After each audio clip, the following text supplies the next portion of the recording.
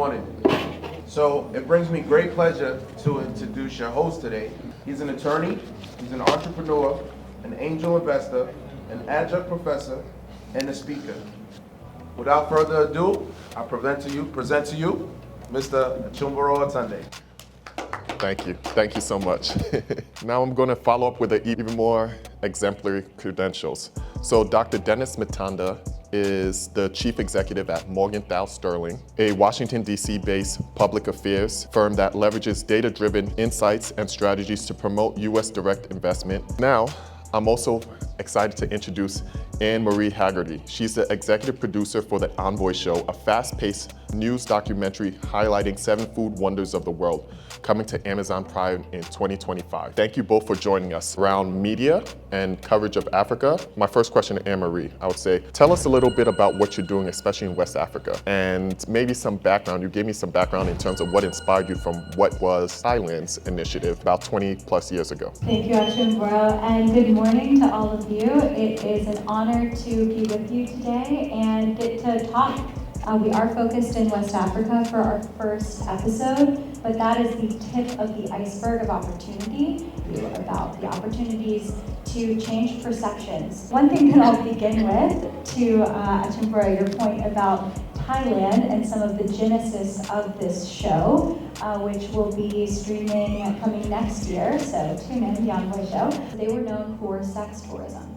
They had a pretty rough reputation, and they needed to fix it because they needed tourism. They needed economic opportunity, and so they were trying to decide what to do, and they decided on a culinary diplomacy program. Culinary diplomacy is the practice of exporting culture through food. So what they decided to do in 2002 was start a program that established the recipes for the dishes that you all know today: pad thai, green curry, delicious pad see ew. They established the recipes for those things, and then they hired Thai chefs to move around the world and open restaurants in set categories, in turn promulgating Thai cuisine and culture. So about 20 years later, we all know Thai food. We can go outside and grab lunch later and go to a Thai place. You're all very well traveled and educated people, so maybe you know Laotian food well. Most people don't, and they share a border with Thailand.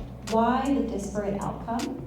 And that was the question that began some of our curiosity about this. And in looking at Thailand as one example, the question was, if this program worked in Thailand, which by the way it did, 200% increase in tourism directly attributed to this program. If it worked there, where else could it work? And that is the question that we are exploring with this show. And I personally care a lot about extraordinary places in our world that do not have the spotlight that they deserve, shining a spotlight on those places. My early career is in rural parts of India and South America, just around the world, in places that a lot of people, particularly who look like me, had never been before. And in producing the show now, care a lot about, again, telling the story of those places. And so with West Africa and the continent at large, we are piloting this show, and it's intentional because we're looking at the 7 food wonders of the world. We're all around the world.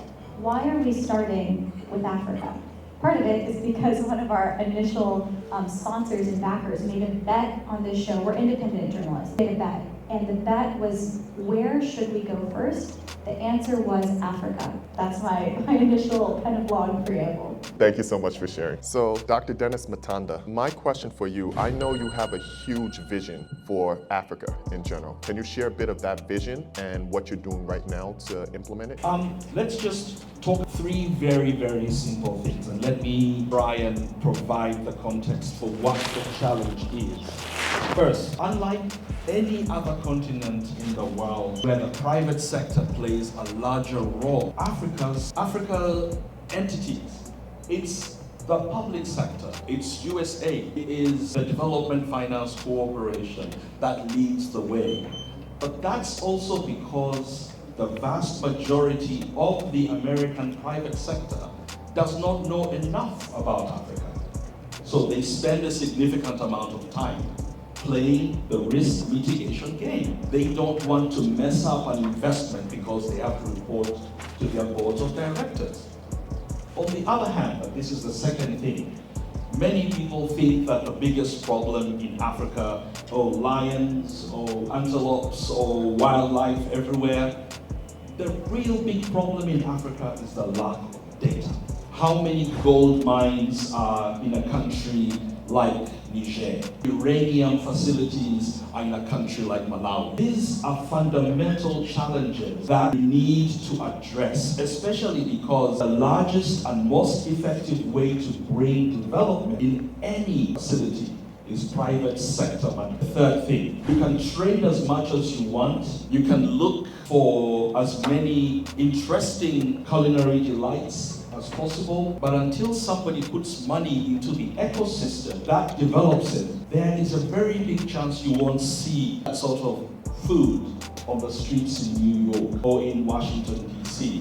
How many people know that Africa has more than 50 investment-grade financial institutions? How many people know that these institutions have total assets of up to $33 billion?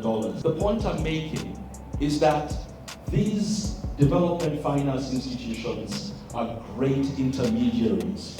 How do I make people understand that Africa has come into an event like this is fantastic, because I know that there are certain investors sitting here, and on this note, I'm going to be very personal.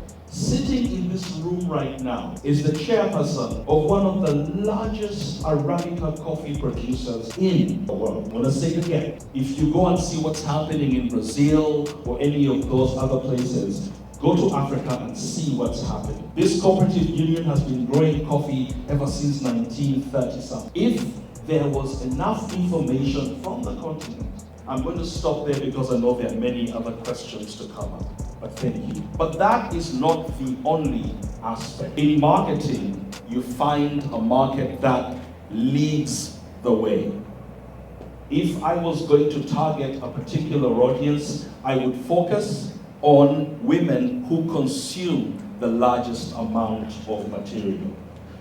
That's a specific answer based on what I think I heard you say. We must not shy away from that, because the trend moves from there.